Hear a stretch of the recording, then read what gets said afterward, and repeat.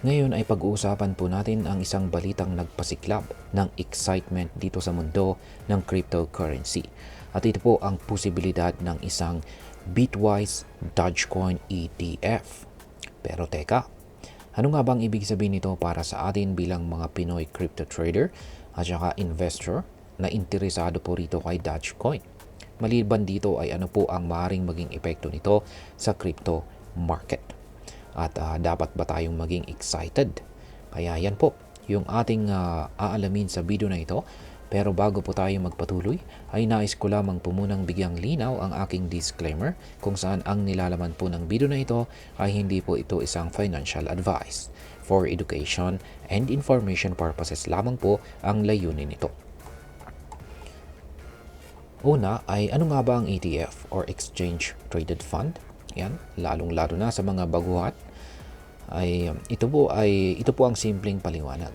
Ang ETF ay parang mutual fund po ito na pwede mo pong bilhin o ibenta tulad ng stocks. Pero imbis na mag-invest sa isang kumpanya lamang, ang ETF ay nagbibigay daan para makapag-invest ka sa isang basket ng assets gaya po ng stocks, commodities o cryptocurrencies. Sa kaso po ng Dogecoin ETF, ang basket na ito ay nakafocus kay Dogecoin. Mahalaga po ang ETF dahil nagbibigay po ito ng mas madaling paraan para makapag-invest ang mga tao sa cryptocurrency nang hindi po nila kailangang direktang bumili o mag-manage ng crypto wallets.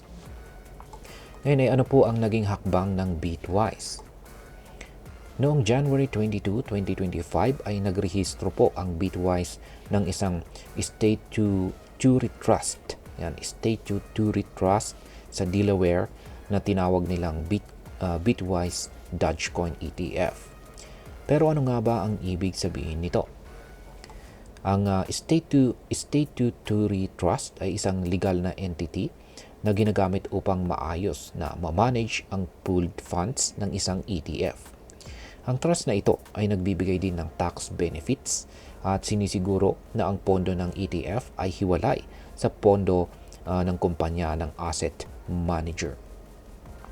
Ayon po sa mga eksperto, ang registration po ng State Security Trust ay isang preparatory step o unang hakbang lamang. Ibig sabihin ay hindi pa ito opisyal na filing para sa SEC o Securities and Exchange Commission. Para sa mga nagtatakda, ang SEC ang ahensyang nangangasiwa ng mga securities kabilang ang mga ETF dito sa bansang Amerika. Ngayon ay may pagkakataon ba talaga na magkaroon ng Dogecoin ETF? Ito po yung pinakamalaking tanong. Ayan. Tila hindi lamang po si Bitwise ang gumagalaw para dito. Ayon po sa mga ibang ulat or balita, ang Rex Advisors at saka Osprey Funds ay nakapag-submit na rin ng official na application sa SEC noong pang January, nito lamang pong January 21, 2025 para po sa kanilang sariling Dogecoin ETF. Yan, ang filing po nila ay nasa ilalim ng 1940 Securities Exchange Act na may 75-day review period. Mas maikli po kumpara sa 240-day review period ng 1934 Securities Exchange Act kung saan karaniwang pong pumapasok ang ibang crypto ETF. Kung maaprubahan, posible nang magkaroon ng Dogecoin ETF sa market pagsapit po ng April 2025. Ngayon ay ano naman po ang maaring maging epekto nito sa crypto market? Ngayon, kung sakaling maaprubahan po ang Dogecoin ETF na ito, ay malaking bagay po ito para sa crypto market. At bakit? Kasi dahil nagbibigay po ito ng pagkakataon para sa mga institutional investors tulad po ng mga bangko at saka malalaking kumpanya na makapag-invest kay Dogecoin ng mas madali at saka mas kaunting risk. Sa kasalukuyan, si Dogecoin po ang pinakamalaking meme coin na may market cap na $52 billion at ito rin ang ikapitong pinakamalaking cryptocurrency sa mundo. Ang pagpasok po ng ETF ay maaaring magpataas ng demand para kay Dogecoin na posibleng magresulta sa pagtaas ng presyo nito sa market. At ngayon ay ano po ang mga dapat nating abangan bilang mga Pinoy crypto traders or investors na interesado po rito kay Dogecoin. Ngayon ay una, kung ikaw po ay nagtitrade or nag-i-invest kay Dogecoin, ang pagkakaroon po ng ETF ay posibleng magdulot po ito ng mas mataas na liquidity o galaw sa market. Pangalawa, maaari rin nitong gawing mas mainstream si Dogecoin na magbibigay po ng kumpiyansa sa mga bagong investors na mag-invest sa crypto. Ngunit tandaan po natin, hindi pa rin nawawala ang risk. Ang crypto market ay kilala po sa pagiging volatile, kaya't lagi pong mag-ingat sa pag-i-invest ng ating pera.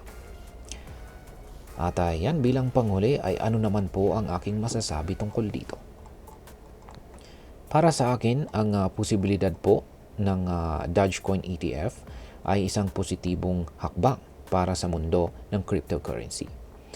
Ito po ay nagpapakita ng patuloy na nagiging bukas ang mga regulators at saka institutions sa crypto investments. Gayunpaman ay hindi ibig sabihin nito na mawawala na ang risk sa crypto market. Ang bawat desisyon sa pag-i-invest ay dapat pong pinag-iisipan ng mabuti. Kaya kung balak mo pong mag-invest dito kay Dogecoin o kahit sa anumang crypto, siguraduhin na naiintindihan mo ang risk at meron ka pong plano para sa iyong mga financial goals. At ayan, hanggang dito na lamang po tayo sa video na ito mga ka-crypto. Sana po ay inyong nagustuhan ang aking paliwanag sa video na ito. Kung inyo po itong nagustuhan, pag-i-click lamang po ang like button nito. Marami pong salamat sa panonood. Ingat po tayo lagi at God bless po sa ating lahat.